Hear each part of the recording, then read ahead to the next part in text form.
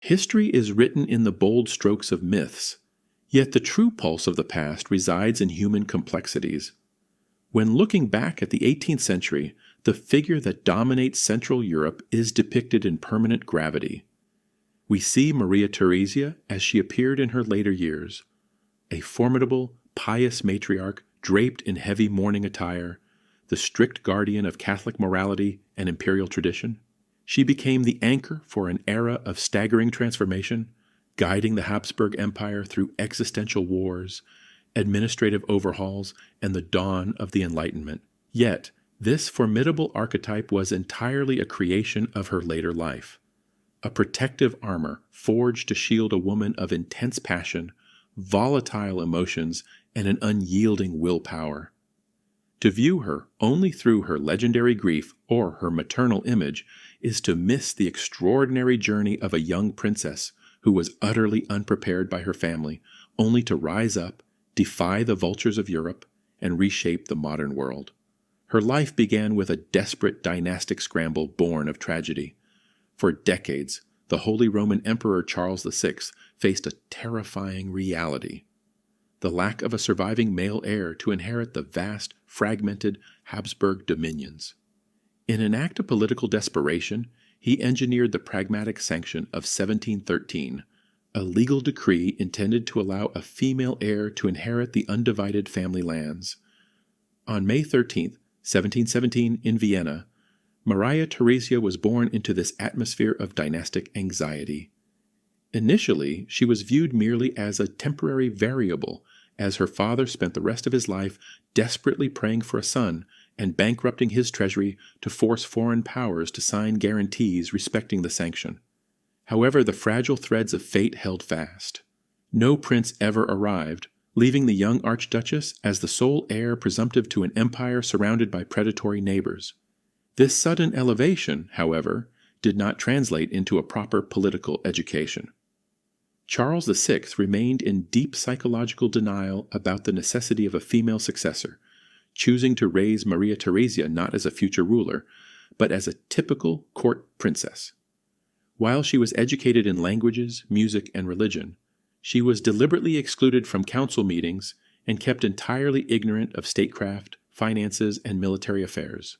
This systematic neglect was intended to keep her in the shadows, a naive pawn waiting for a husband who would rule on her behalf. Beneath her quiet, elegant exterior lay a fierce hereditary stubbornness and a sharp, intuitive mind that silently observed the rigid mechanics of the Viennese court. The true test of her resolve arrived in October 1740, when Charles VI passed away suddenly, leaving the 23-year-old Maria Theresa to inherit a collapsing empire. The treasury was completely empty. The army was disorganized and unpaid, and the government was paralyzed by elderly, ineffective advisors. Seeing her vulnerability, the monarchs of Europe instantly tore up their promises to respect the Pragmatic Sanction. It was a moment of profound psychological and political terror. The most devastating blow came from King Frederick II of Prussia, Frederick the Great, who launched a ruthless, unprovoked invasion of her wealthiest province, Silesia.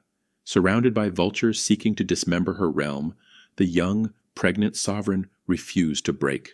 Day after day she defied her own cautious counselors, choosing to fight rather than surrender her birthright.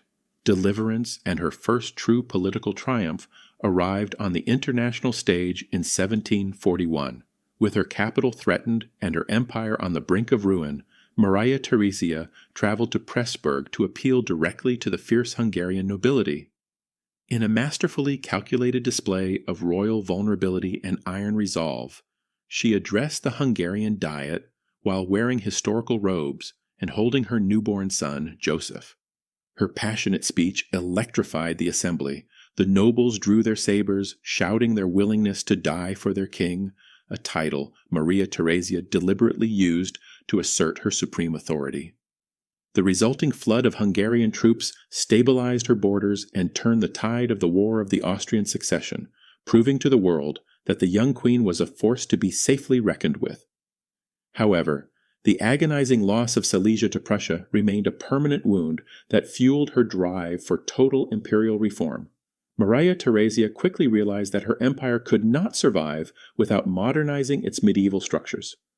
Guided by brilliant, forward-thinking ministers like Count Friedrich Wilhelm von Haugwitz and Prince Wenzel Anton von Kaunitz, she systematically stripped the nobility of their tax immunities and centralized the administrative state. She completely overhauled the military, founded the Theresian Military Academy, and introduced a standing army.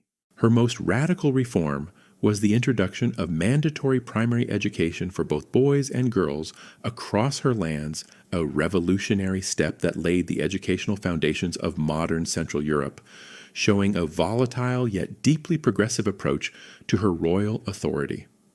Amidst these structural upheavals, Maria Theresa lived out a rare royal love story that brought immense joy and fierce internal power struggles. In 1736, she had married her childhood sweetheart, Franz Stephan von Lothringen, Francis Stephan of Lorraine. Their match was one of genuine explosive passion, yet the domestic dynamics were highly complex. Maria Theresa was the sole sovereign of the Habsburg lands, while Franz Stephan was elected Holy Roman Emperor in 1745, a grand title that carried immense prestige but little actual power within her territories.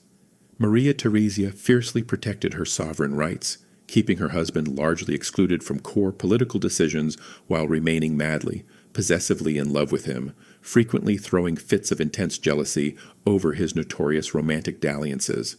The dynamic of their marriage was defined by an astonishing biological reality. Between 1737 and 1756, Maria Theresa gave birth to 16 children. This relentless cycle of pregnancy was managed alongside her exhausting daily state duties. She would routinely sign decrees and receive ambassadors while enduring the final stages of labor.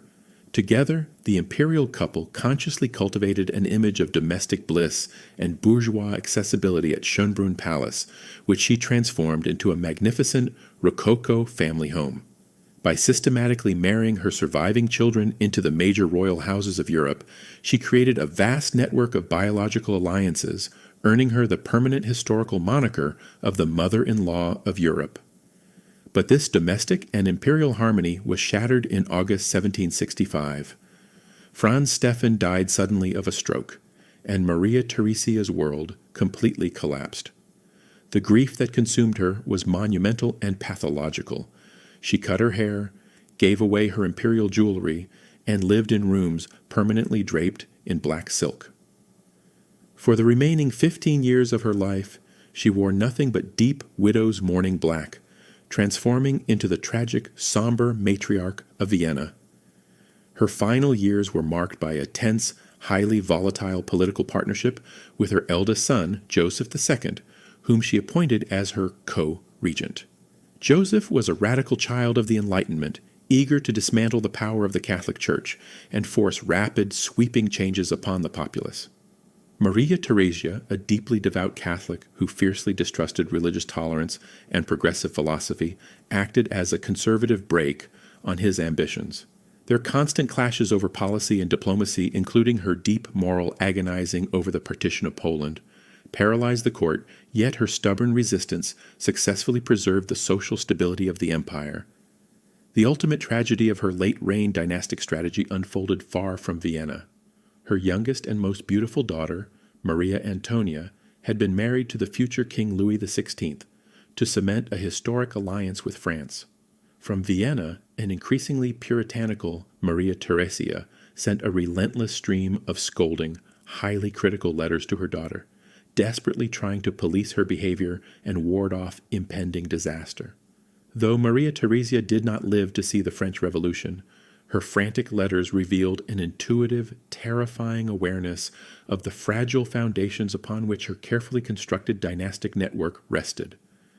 By 1780, the heavy toll of 16 pregnancies, lifelong stress, and rapidly deteriorating respiratory health brought the twilight of her era to a definitive close. On November 29, 1780, the 63-year-old monarch passed away in Vienna, leaving her subjects in a state of profound shock. Most had never known a world without her massive presence. In death, she was reunited with her beloved husband.